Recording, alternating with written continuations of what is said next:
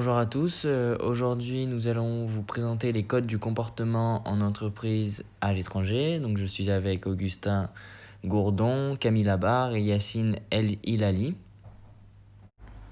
Pour cela, nous avons établi un plan en 4 parties avec dans un premier temps la présentation de la région Amérique centrale où on ciblera plus sur les États-Unis. Dans la deuxième partie, le marché du travail dans cette région.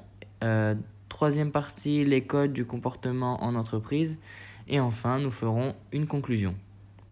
En ce qui concerne maintenant la présentation des États-Unis, il faut savoir que c'est une puissance diplomatique et militaire, car les États-Unis possèdent l'arme nucléaire et un siège de l'ONU.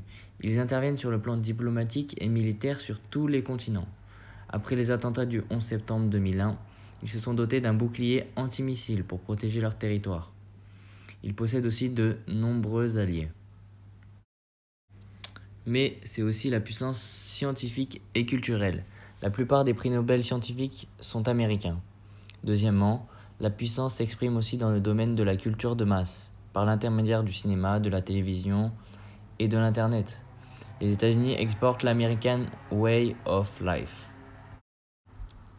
Les Américains ont une économie capitaliste et libérale, mais dans les faits, l'État intervient massivement dans les secteurs de l'économie, tels que le financement de la recherche et l'agriculture. C'est aussi une puissance industrielle. Ils produisent et consomment à eux seuls près du quart des richesses de la planète. Puissance financière, ils possèdent la première bourse du monde et le dollar est la monnaie des échanges internationaux. Première puissance commerciale. Ils commercent surtout avec les deux autres pôles de la triade et leurs voisins avec lesquels ils ont conclu un accord de libre-échange, ALENA. Cependant, leur balance commerciale est déficitaire. Enfin, leurs entreprises sont implantées sur toute la planète. Nous pouvons conclure que les États-Unis sont la puissance mondiale. Mais il est important de comprendre les fondements. En effet, c'est la première agriculture du monde. L'agriculture américaine produit de tout, du maïs aux fruits exotiques. L'agriculture et l'élevage sont au cœur d'un complexe agro-industriel qui représente 1/5 de la richesse planétaire produite par le pays. Cependant, il s'agit d'une agriculture peu respectueuse de l'environnement et les farmers sont désormais dépendants des banques. Deuxièmement, c'est une économie post-industrielle. L'essentiel de la richesse est produit par les services qui emploient 80% de la population active. Les villes en sont le lieu privilégié. Les États-Unis sont aussi les premiers exportateurs mondiaux de services proposés dans le monde entier, avec McDonald's par exemple. Nous allons maintenant passer à la partie 2 avec Augustin et Yacine sur le marché du travail dans cette région. Bonjour à tous, aujourd'hui je vais vous parler du marché du travail aux États-Unis. Je vais essentiellement m'occuper de vous faire des petits rappels, notamment sur ce qu'est le marché du travail et sur quelques notions sur les États-Unis pour introduire notre partie sur le marché du travail. Donc c'est Yacine qui s'occupera de cette partie. Donc tout d'abord faisons un zoom sur le terme du marché du travail.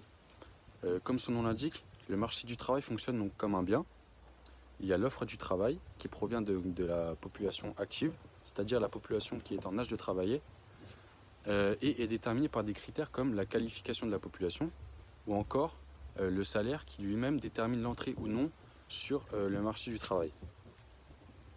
Enfin, qui dit offre dit demande. Donc la demande, quant à elle, est avant tout déterminée par l'activité économique et à nouveau par le salaire, donc qui détermine en partie l'incitation ou non à embaucher une personne. Donc autre rappel sur les États-Unis. Nous faisons un zoom sur ce pays.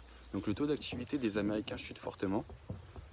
En effet, entre les années 50 et aujourd'hui, la proportion d'hommes au travail aux États-Unis a chuté de 18%. Donc cette évolution a beaucoup été réalisée après la grande crise de 2009, connue sous le nom de crise des subprimes. Donc les États-Unis comptent aujourd'hui environ 323 millions d'habitants.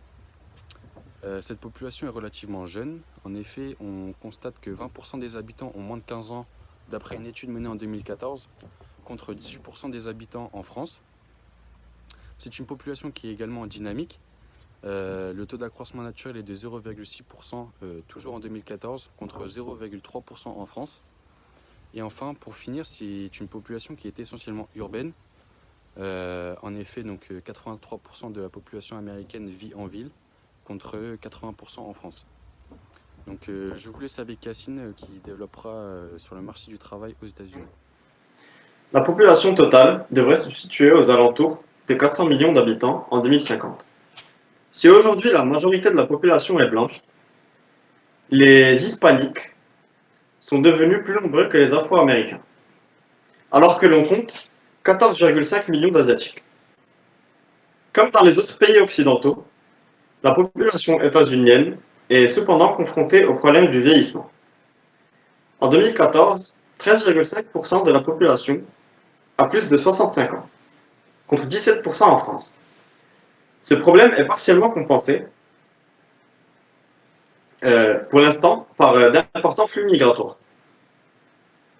Cependant, le taux de chômage aux États-Unis a atteint son plus haut niveau depuis la guerre, 14,7% en avril, et témoigne de l'ultra-flexibilité du marché du travail. Entre février et avril, le taux de chômage aux États-Unis est passé de 3,5% à 14,7%. Une telle flambée n'avait jamais été observée depuis la guerre. Le nombre d'emplois aux États-Unis est donc revenu à son niveau du début, 2011. Environ 131 millions contre 152 millions avant la pandémie. Parmi les secteurs les plus touchés, les loisirs et l'hébergement, le nombre d'emplois a été divisé par près de 2.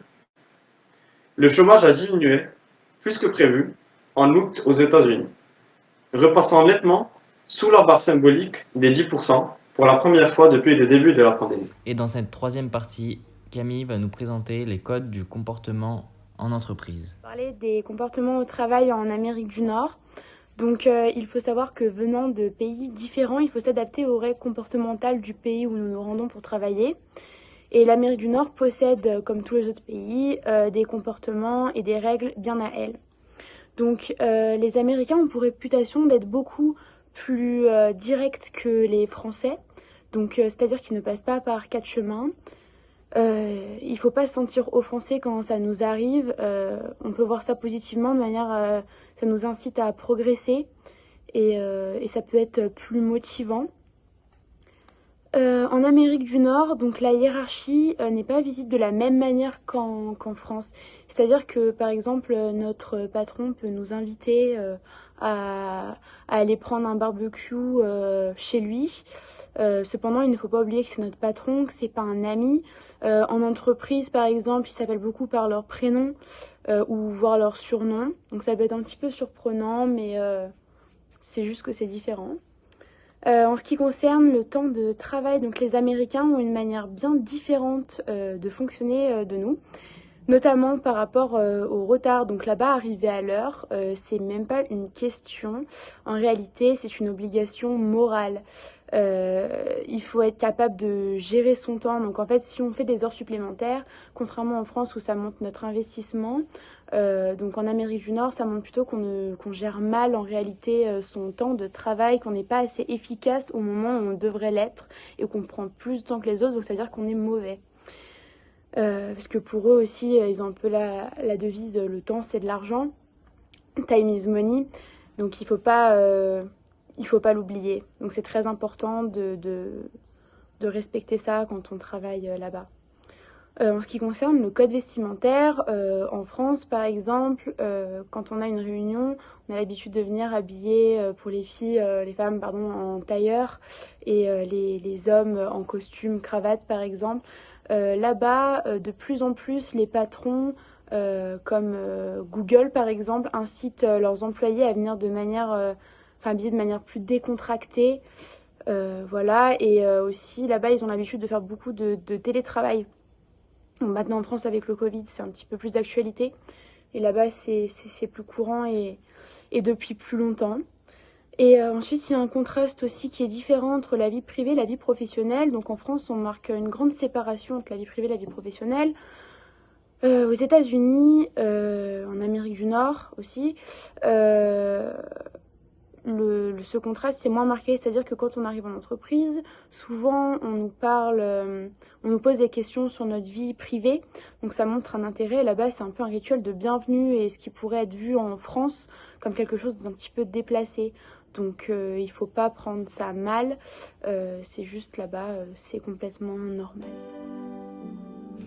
En conclusion, nous aimerions conclure sur le fait que les États-Unis sont un modèle pour le monde. En effet, tout est positif pour aller travailler là-bas. Il y a des bonnes conditions de travail, tout y est possible, le droit à l'erreur, un cadre de vie attrayant, un environnement multiculturel. Et là, comme nous pouvons le voir en image avec la société Google, qui est un exemple mondial en matière de bien-être concernant les conditions de travail aux États-Unis. Dans, je le précise, qui est la société à San Francisco basée dans la Silicon Valley.